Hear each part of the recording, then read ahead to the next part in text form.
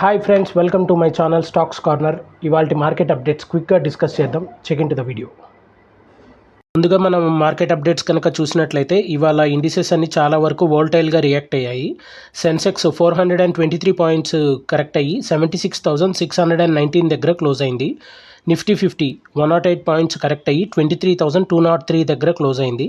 Bank Nifty 738 points correct అయ్యి 48,540 దగ్గర close అయింది. నిఫ్టీ మిడ్ క్యాప్ స్లైట్గా 123 పాయింట్స్ పెరిగింది, 54,607 దగ్గర క్లోజ్ అయింది. ఇవాళ నిఫ్టీ ఫార్మా స్లైట్గా పెరిగింది, 151 పాయింట్స్ పెరిగి 22,061 దగ్గర క్లోజ్ అయింది. ఇవాళ టాప్ గెయినర్స్ కనుక చూసినట్లయితే హింద్ కాపర్ 7% పెరిగింది, మనప్పురం ఫైనాన్స్ 5% పెరిగింది, హిందుస్థాన్ ఏరోనాటికల్ HAL 5% పెరిగింది, ఐఆర్బీ ఇన్ఫ్రా 4% పెరిగింది. అలాగే టాప్ లూజర్స్ కనుక చూసినట్లయితే కళ్యాణ్ జ్యువెలర్స్ 6% కరెక్ట్ అయింది, ఇన్ఫోసిస్ 5% కరెక్ట్ అయింది, పీబీ ఫిన్టెక్ 4% కరెక్ట్ అయింది, యాక్సిస్ బ్యాంక్ 4.5% కరెక్ట్ అయింది. Q3 రిజల్ట్స్ సీజన్ నడుస్తుంది కదా, సో అందుకు గాను విప్రో కూడా తన Q3 రిజల్ట్స్ అనేది ప్రకటించింది. సో క్రితంతో పోల్చుకుంటే వాళ్ళ Q3 రిజల్ట్స్ ఈసారి చాలా బాగా వచ్చాయి. సో 4.5% క్వార్టర్ టు క్వార్టర్ తన ప్రాఫిట్స్ అనేది పెంచుకుంది.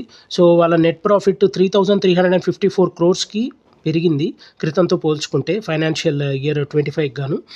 వాళ్ళ క్వార్టర్ ఆన్ క్వార్టర్ రిజల్ట్స్ వచ్చేసి 4.5% పెరిగింది. ఈ Q3 నెట్ ప్రాఫిట్ రైజ్ అవ్వడం వల్ల సో వాళ్ళు విప్రో తన షేర్ హోల్డర్స్కి ₹6 పర్ షేర్ డివిడెండ్ అనేది ప్రకటించింది. అయితే SBI లైఫ్ కూడా తన Q3 రిజల్ట్స్ అనేది ప్రకటించింది. సో వాళ్ళ రెవెన్యూ కూడా 71% ఇయర్ ఆన్ ఇయర్ 551 crores పెరిగింది. సో వాళ్ళ టోటల్ ఇన్కమ్ 11% అనేది పెరిగింది. సో క్రితంతో పోల్చుకుంటే వాళ్ళ రెవెన్యూ కూడా సో క్రితం 321 crores ఉండగా ఇప్పుడు 550 crores పెరిగింది. అంటే ఆల్మోస్ట్ 71% SBI లైఫ్ ప్రాఫిట్స్ అనేవి పెరిగింది. ఇలాంటి డైలీ అప్డేట్స్ కోసం మార్కెట్ అప్డేట్ గురించి, డైలీ యాక్టివిటీస్ గురించి తెలుసుకోవాలి, నాలెడ్జ్ గెయిన్ చేయాలి అనుకుంటే మన ఛానల్ని సబ్స్క్రైబ్ చేయండి. Stocks corner by Shivanath. Thank you.